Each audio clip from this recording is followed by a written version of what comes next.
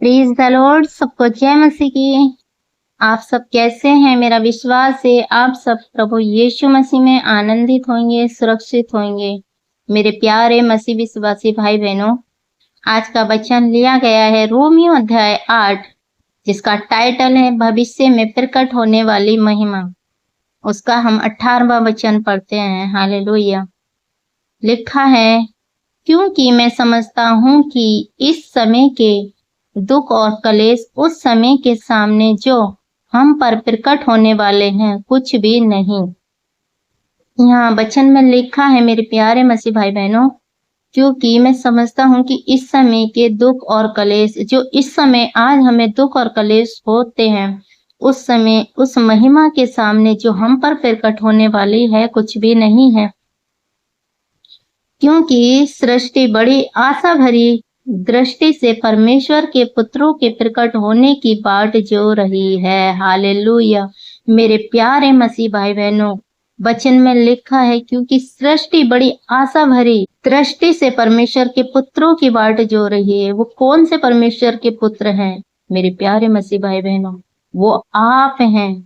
परमेश्वर अपने पुत्रों की बाट जो रही है बड़ी आशा भरी से कि मेरे बेटे मेरी बेटियां मेरी ओर मन फिराएं, मेरे वचन पर चलें और परमेश्वर अपने पुत्रों के प्रकट होने की बाट जो रही है, जो परमेश्वर के भय में चलने वाले हों, परमेश्वर के वचन पर चलने वाले हों, परमेश्वर के आज्ञाओं पर चलने वाले हों, परमेश्वर का कार्य करने वाले हो। परमेश्वर ऐसे पुत्रों की बाट जो रही है बड़ी आशा भरी दृष्टि से। हालेलुया।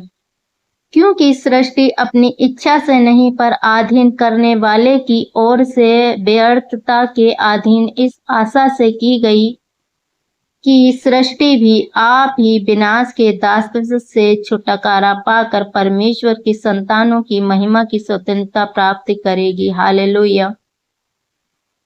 वचन में लिखा है मेरे प्यारे मसीह भाई बहनों की सृष्टि भी आप विनाश के दासत्व से छुटकारा पाकर, उस विनाश के दासत्व से छुटकारा पाकर परमेश्वर की संतानों की महिमा की स्वतंत्रता करेगी। क्योंकि हम जानते हैं कि सारी सृष्टि अब तक मिलकर कराहती और पीड़ाओं में पड़ी तड़पती है। हालेलुया। लिखा है कि हम जानते हैं कि सारी सृष्टि अब तक मिलकर क्या कर रही है?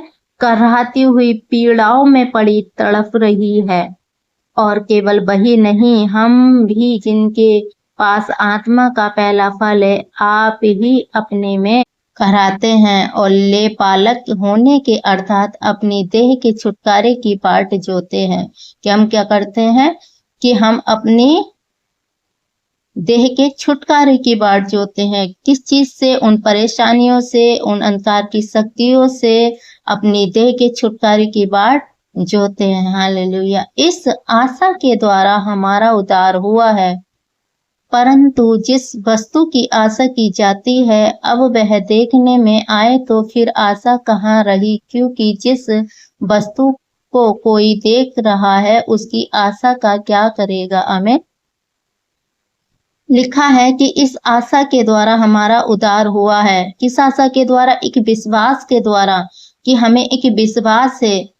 परंतु जिस वस्तु की आशा की जाती है जब वह देखने में आए तो फिर आशा कहाँ रही?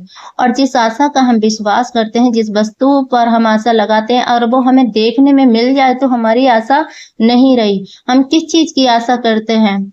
जो चीज हमारे पास नहीं होती, जो हमें दिखता नहीं है, हम उस चीज की आशा करते हैं। जब वो हमें दिख जाएगी तो हम उसकी आशा, मेरे प्यारे मसीह भाई बहनों, हम क्यों करेंगे? तो आशा अंधे की चीजों पे की जाती है। हालेलुया। जो देखने में नहीं आती हैं, उन अंधे की चीजों पे, अंधे की वस्तुओं पे हमें आशा की जाती है।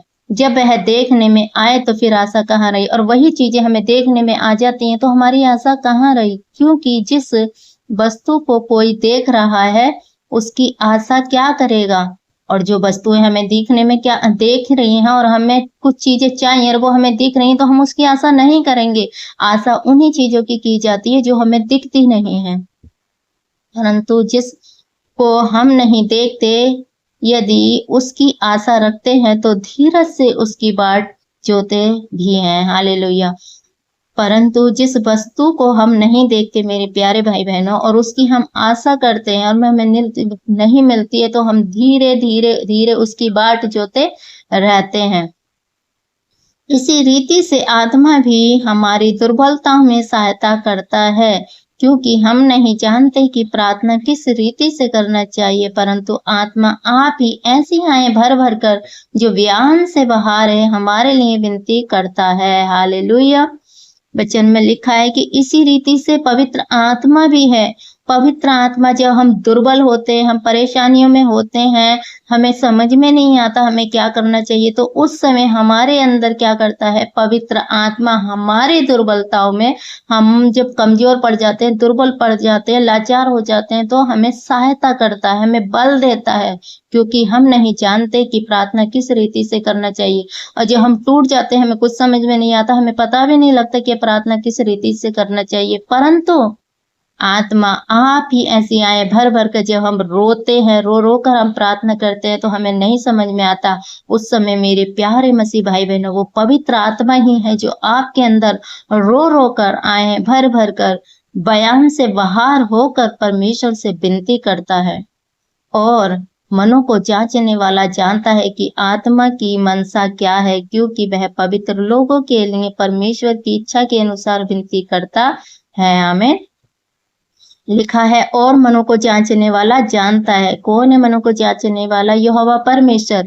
जब पवित्र आत्मा आए भर भर कर आपके अंदर से प्रार्थना कराता है, विनती करता है, तो मनों को जांचने वाला जानता है। परमेश्वर जानता है कि आत्मा की मनसा क्या है, कि आत्मा तुम्हारी क्या मांग रही है, क्या चाहत है।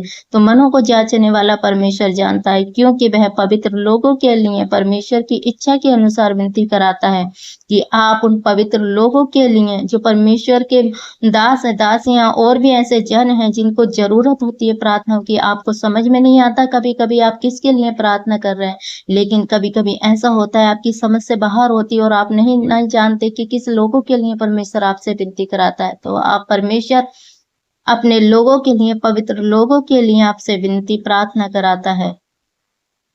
वह पवित्र लोगों के लिए परमेश्वर की इच्छा के अनुसार विनती करता है। आमीन। इस वचन के द्वारा प्रभु आप सबको आशीष दे, सबको जय मसीह की। अगर ये वीडियो पसंद आई है तो हमारे चैनल को सब्सक्राइब करें, बेल आइकन का बटन को प्रेस करें, नोटिफिकेशन को दबाएं, कमेंट में आमीन लिखें। सबको जय मसीह की। God bless you all.